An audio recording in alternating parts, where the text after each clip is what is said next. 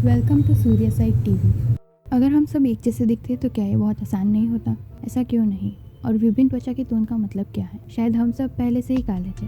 आप इसका उत्तर निम्न वीडियो में पा सकते हैं। आदमी कहाँ से आता है?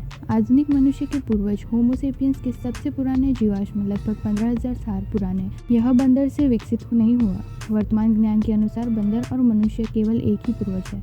लोगों और उनके रिश्तेदारों का अपने आसपास और दुनिया का पता लगाने के लिए बहुत मजबूत आग्रह था। लगभग 75,000 साल से 1 लाख साल पहले उन्होंने अपनी मातृभूमि छोड़ दी, जो शायद पूर्वी अफ्रीका में थी। सबसे पुराने कंकाल जिन्हें शुरुआती मानव के लिए जिम्मेदार ठहराया जा सकता है, वे यहाँ पाए गए थे। और बहुत पहले लोग यहाँ रहते थे जो आज के लोगों की तरह ही दिखते थे, हमारे जैसे। बहुत पहले लोगों की त्वचा का रंग कैसा था? चूँकि अफ्रीका में मनुष्यों की पालना निहित है, यह अपेक्षाकृत स्पष्ट है कि हमारी प्रजातियों के पहले नमूने में काली त्वचा थी। गहरे रंग की त्वचा ने प्राचीन लोगों की त्वचा को कैंसर और सनबर्न से बचाया, और यह आवश्यक था क्योंकि मनुष्यों के पास अब बंदरों जैसा सुरक्षात्मक फर नहीं था और अफ्रीकी सूरज ने उन्हें जलाने की धमकी दी थी। जो लोग अफ्रीका छोड़कर कुलर उत्तर में आगे बढ़े, वह अब इसकी आवश्यकता नहीं थी और इसीलिए कुछ क्षेत्रों में त्वचा का रंग बदल गया। बेशक यह रातों रात नहीं हुआ, लेकिन पृथ्वी पर सबसे दूरदराज के क्षेत्रों में संपूर्ण मानव प्रवास की तरह ही एक प्रक्रिया थी जिसमें हजारों साल लगे। इसे कैसे फैल गया? मनुष्य अविश्वसनीय रूप से अनुकूलनीय जानवर है। वे भूमध्य रेखा के रेगिस्तान और वर्षावन के आर्कटिक महासागर तक पाए जा सकते हैं। संभवतः वह आदमी कभी आगे फैल गया क्योंकि वह नए शिकार के मैदान में खोलना चाहता था। जलवायु में परिवर्तन के इस कारण के रूप में नहीं रखा जा सकता। मनुष्य ने न केवल अपने व्यवहार में नए वातावरण के लिए अनुकूल किया, उन क्षेत्रों में त्वचा का रंग भी बदला गया जहाँ सूरज का संपर्क उतना मजबूत नहीं था। क्या कुछ बदल गया? त्वचा टोन दूसरों की तुलना में बेहतर था।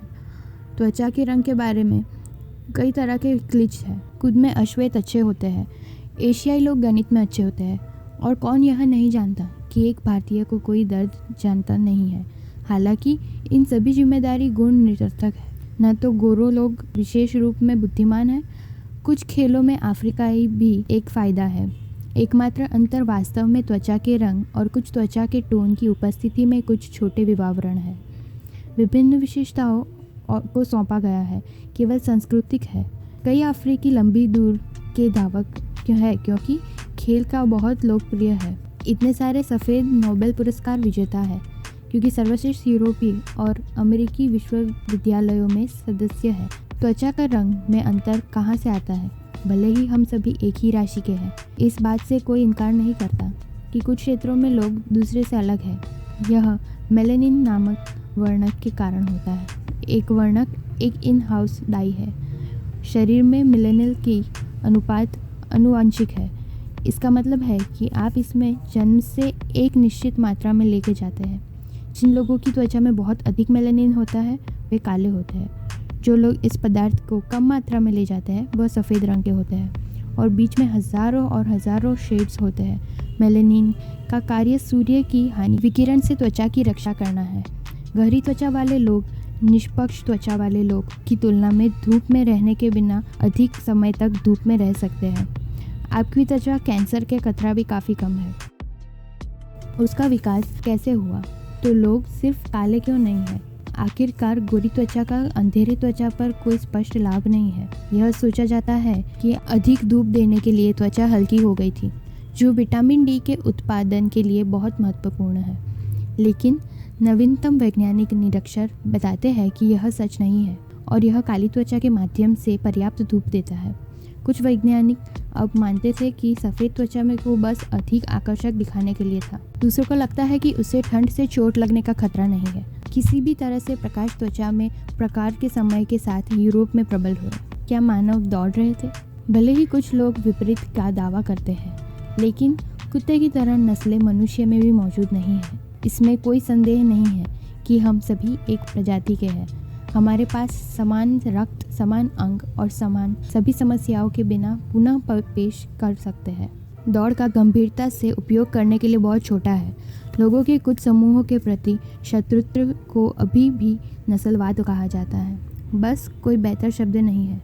एक समय है वास्तव में लोगों के अलग अलग दौड़ में विभाजित करता है। क्या सभी लोग की त्वचा का रंग एक ही बिंदु पर होता है?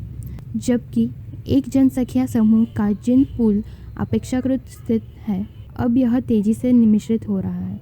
प्रमुख जिन ऊपरी हाथ प्राप्त करते हैं और आवर्ती लक्षणों को दबाते हैं। संयुक्त राज्य अमेरिका में पहले से ही आंख के रंग के साथ निरक्षर है, जबकि हर दूसरे अमेरिकी को 20वीं की शुरुआत में नीली आंख थी। 21वीं सदी की शुरुआत में वह केवल हर छठे की थी। लेकिन नीली आंखें पूरी तरह से बाहर नहीं मरेंगी, वो केवल बहुत दुर्लभ हो जाएगा। वैज्ञानिक यह भी कह सकते हैं कि हमारी उपस्थिति किस दिशा में बदल जाएगी। त्वचा और बालों का रंग थोड़ा गहरा हो जाता है और ऐसे लोग कम होते हैं जिनकी त्वचा या बालों का रंग 2 चरम सीमाओं तक जाता है। ज़्यादातर लोगों के पास भूरे बाल और भूरे रंग की आंखें होगी और कुछ बिंदु पर हम सभी एक गहरे त्वचा के रंग के फिर से दिखेंगे।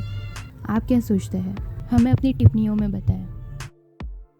वीडियो ख़त्म करने से पहले आप हमें कमेंट सेक्शन में ज़रूर बताएं कि आप अगली कौन सी वीडियो देखना पसंद करेंगे। इसी जानकारी भरी वीडियोस देखने के लिए हमारे चैनल को लाइक, शेयर और सब्सक्राइब ज़रूर करें और हमें हमारे ट्विटर, फेसबुक और इंस्टाग्राम अकाउंट में ज़रूर फॉलो करें। एंड तक वीडियो देखने के लिए धन्यवाद।